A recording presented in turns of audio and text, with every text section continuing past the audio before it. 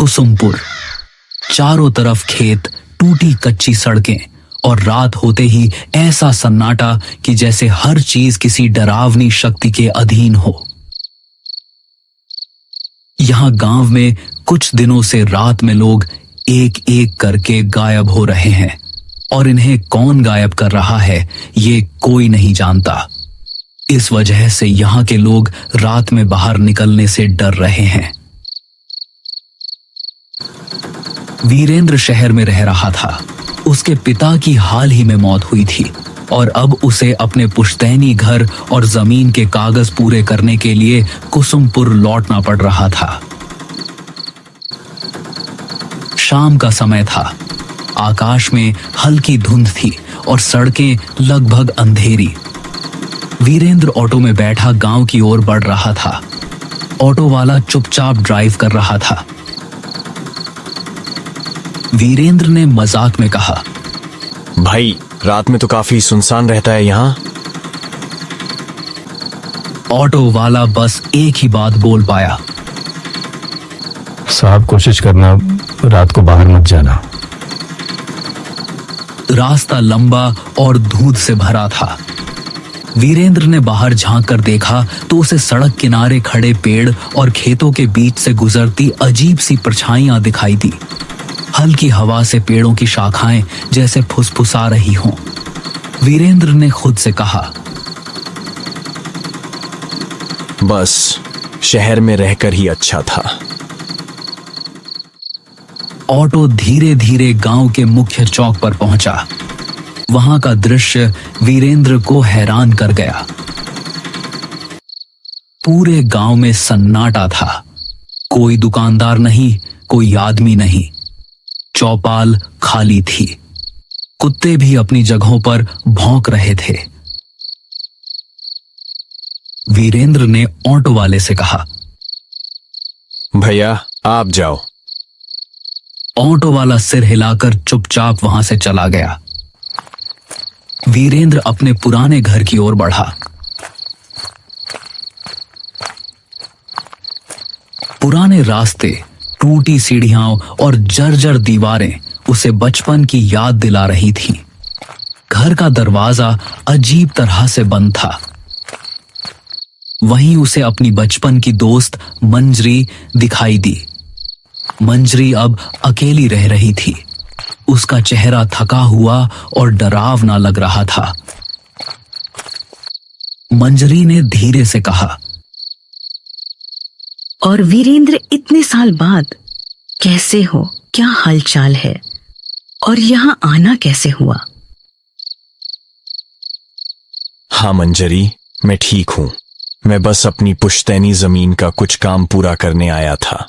लेकिन यह बताओ, ये गांव में इतना सन्नाटा क्यों है?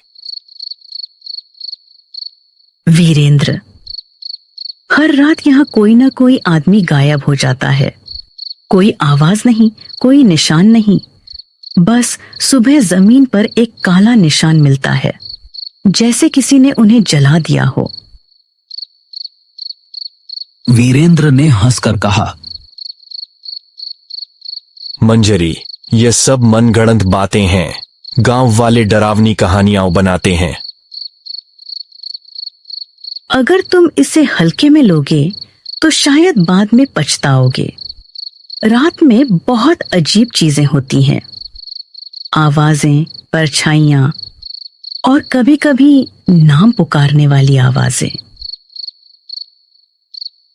वीरेंद्र ने उसे शांत करने की कोशिश की, लेकिन उसके मन में डर बैठ गया। वह जानता था कि रात अब शुरू हो चुकी है और गांव का सन्नाटा धीरे धीरे उसे अपने घेरे में ले रहा है। रात गहरी होने लगी।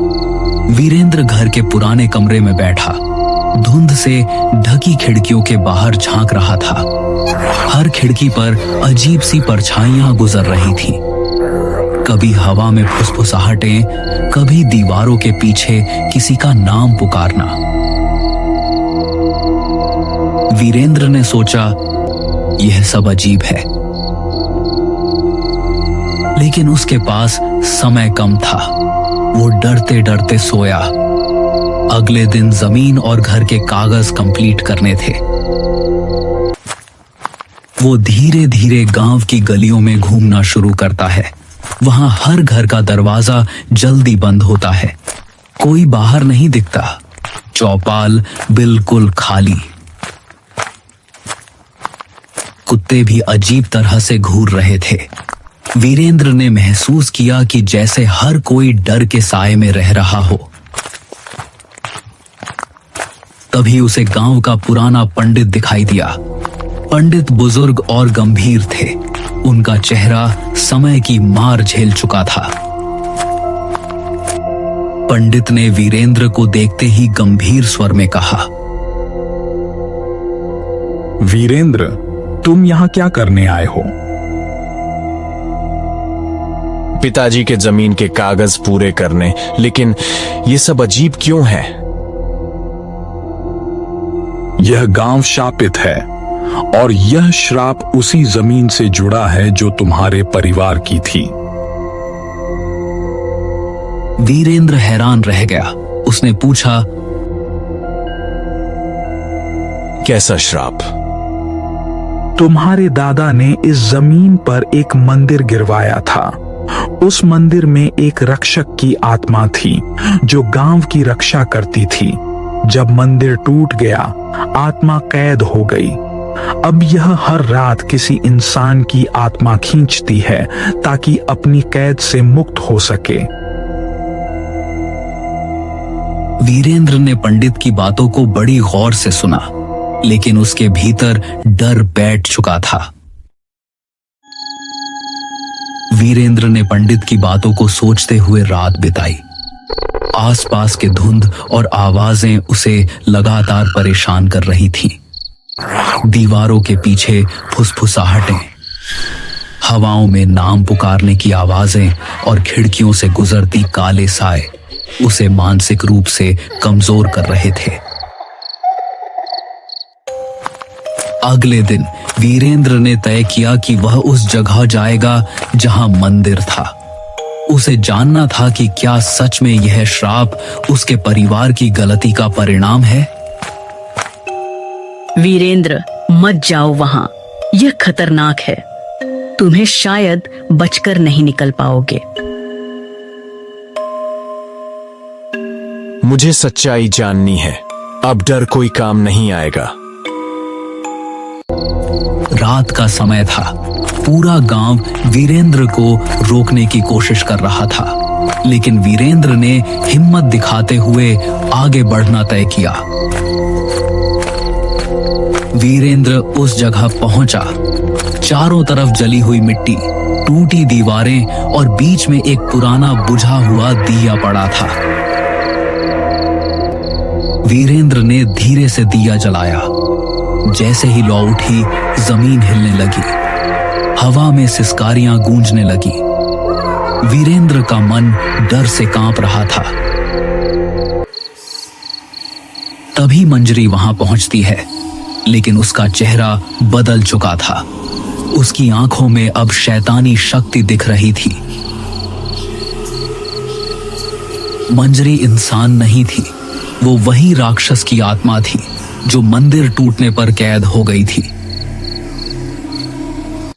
सालों से मंजरी गांव के लोगों को मार रही थी ताकि उन्हें अपने अंदर खींचकर श्राप से मुक्त हो सके, लेकिन अब वीरेंद्र के लौटने से उसकी कैद पूरी तरह टूटने वाली थी।